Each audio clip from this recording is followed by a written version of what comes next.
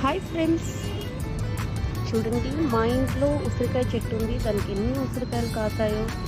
ఈ ఉసిరికాయ తింటే మనకి విటమిన్ సి దొరుకుతుంది, ఇమ్యూనిటీ కూడా దొరుకుతుంది. మనం సాల్ట్ ఇంకా కారం వేసుకొనైనా తినొచ్చు ఈ ఉసిరికాయల్ని. నేను నెక్స్ట్ వీడియోలో మీకు తెలియజేస్తాను దీంతో చట్నీ ఎలా తయారు చేస్తాను. నా ఛానల్ని లైక్ చేయండి, షేర్ చేయండి, సబ్స్క్రైబ్ చేయండి.